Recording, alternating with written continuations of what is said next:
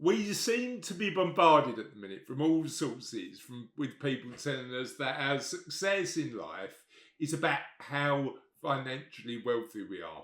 Now, there's no denying that money does play a part in reducing worry and improving our overall well-being.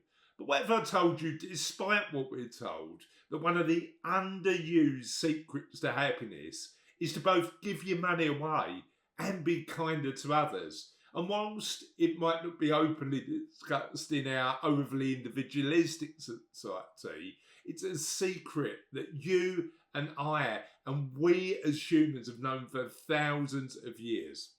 In this video, I'm going to explain what the evidence tells us about the paths of happiness, why the ancient philosophers 100% understood this principle, why the longest living people in the world know this to be true, and how you can practically apply this principle to live the life you deserve in retirement or whatever happens next in your life. Welcome to What Happens Next.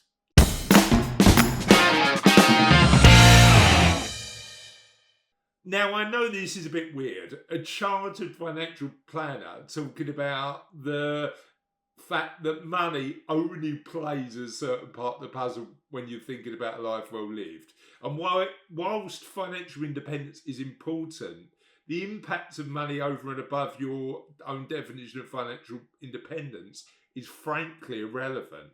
However, it's true.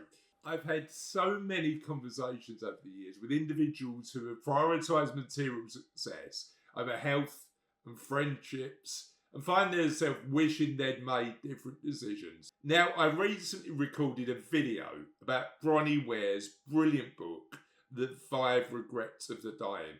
And in that book, she talked about her work as a palliative care nurse and what people at the end of their lives wish they'd done more or less of. Now, there was two that really rang true for me from my work as a chartered financial planner and my conversations as I go through life with people in general. And certainly Bronnie's insights in terms of the fact that a lot of the people at the end of their lives said they wished they wouldn't have worked as hard and they wished they'd spent more time with their friends certainly rang true to me. To be clear, there's nothing wrong with working hard. There's also nothing wrong with building wealth, achieving financial independence, and having the material things to live the life we want. It is, however, worth taking a realistic look at how we spend our time and seeing whether it meets all of our well-being needs. And we know this is important, but here's the issue. In today's society, we've got a rightful focus on health. We also know that friendships are important and the impact of loneliness is really detrimental.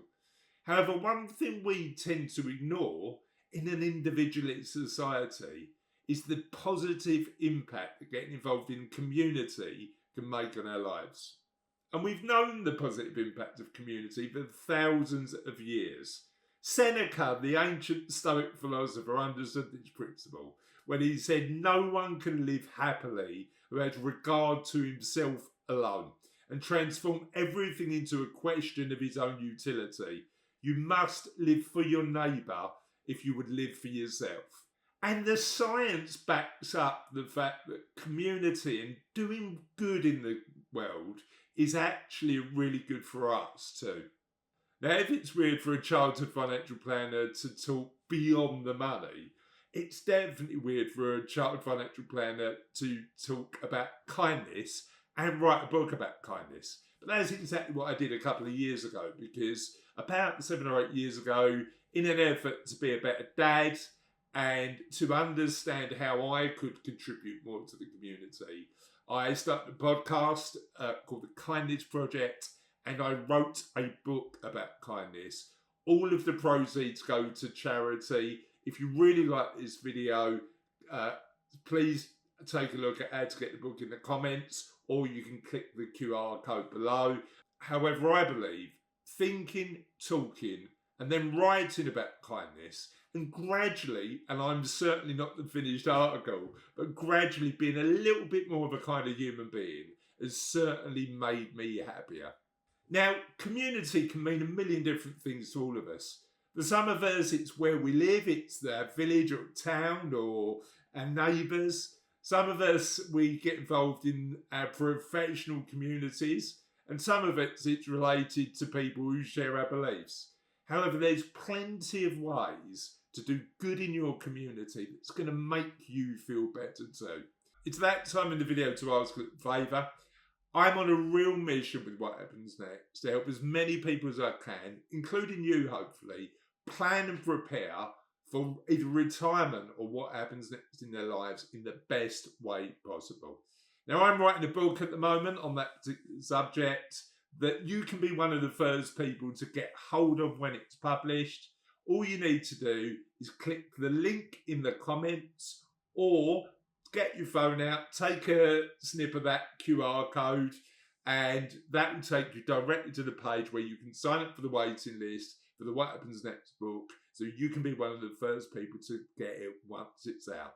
For many of my clients, they help out as trustees for charities, sharing their knowledge and expertise to help those organisations continue to run well. The fact is that if we're thinking about what happens next and retirement, you're going to have a bit more time in your hands to make a positive contribution to your communities, the world around you, and make yourself feel better too. And there's a couple of videos that I think you'll find really useful when you're thinking about this.